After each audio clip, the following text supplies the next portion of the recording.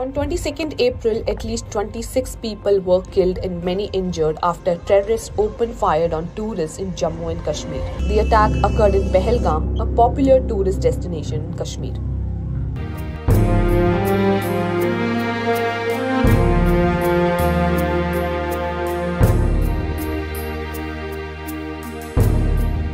Terrorists asked for religious identity of people and shot down those who weren't Muslims. మొదట వాళ్ళ పేరు అడిగారు, తర్వాత మతం అడిగారు. వాళ్ళు ఒకవేళ ముస్లిం అని చెప్తే కల్మా చెప్పంటున్నారు. ఒకవేళ ఆ కల్మా కూడా చెప్తే వాళ్ళు ప్రవర్తించిన తీరు అత్యంత కిరాతకంగా జుగుప్సాకరంగా అనిపించింది. వాళ్ళ బట్టలు విప్పించి వాళ్ళ ప్యాంట్ తీయించి సుంతీ చేసుకున్నారా లేదా అని నిర్ధారించుకున్నారు. వాళ్ళు ముస్లిమా కాదా అని చెక్ చేసుకున్న తర్వాత అత్యంత దారుణంగా కిరాతకంగా చంపేశారు.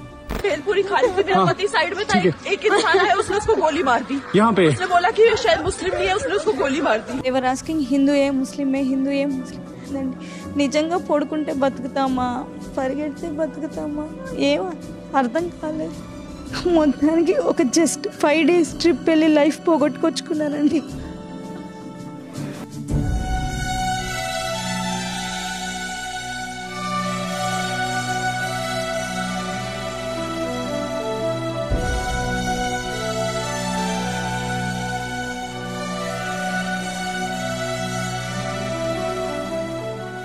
అమాయకులను టెర్రరిస్టులు ఊతకోత కోయడం అంటే చాలా దిగ్భ్రాంతికరం, చాలా బాధాకరం. గౌరవ డిప్యూటీ సీఎం శ్రీ పవన్ కళ్యాణ్ గారు, జనసేన అధ్యక్షులు వారు చాలా కలత చెందారు, ఆవేదన చెందారు. 3 రోజుల పాటు జనసేన పార్టీ తరఫున సంతాప దినాల్ని పాటించాలని ఆయన ఈ ఉదయం ప్రకటించారు. ఆ మేరకు పార్టీ కార్యాలయంలో పార్టీ పతాకాన్ని అవనతం చేశాము.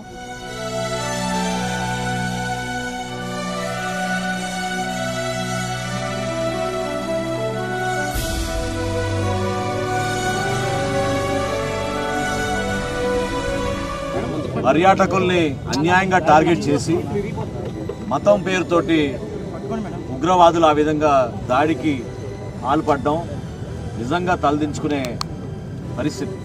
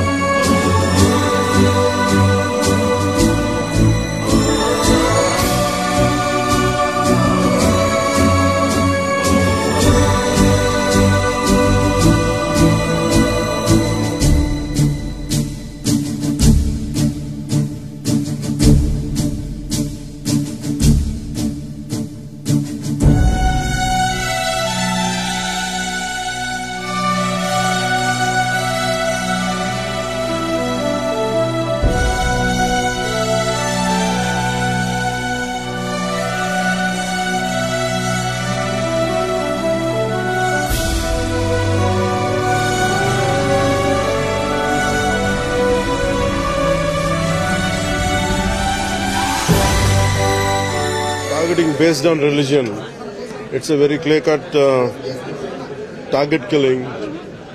As a Hindu society, we believe in everyone. We believe in respecting other religions. But the sad part is, these terrorists, they don't have that. They have targeted exclusively Hindus and eliminated them, killing husband in front of a wife, killing your father in front of kids, and it is unimaginable, which had never happened before. I think now the time has come to take quite a stern action. భారతదేశం ఎప్పటికీ మర్చిపోలేదు. ఉగ్రవాదులు ఎక్కడున్నా సరే నిర్దాక్షిణ్యంగా area. మన కనికర ఎక్కువైపోయింది, మంచిదనం ఎక్కువైపోయింది అంతే. మనం ఇంత 26 మంది చనిపోతే మత ప్రాతిపాదికని చంపినా కానీ మన సెక్యులర్ వాదులు, సో కాల్డ్ సూడో సెక్యులరిస్, వాళ్ళు ఏం మాట్లాడుతున్నారు? మతవాడికి చంపలేదంటారు.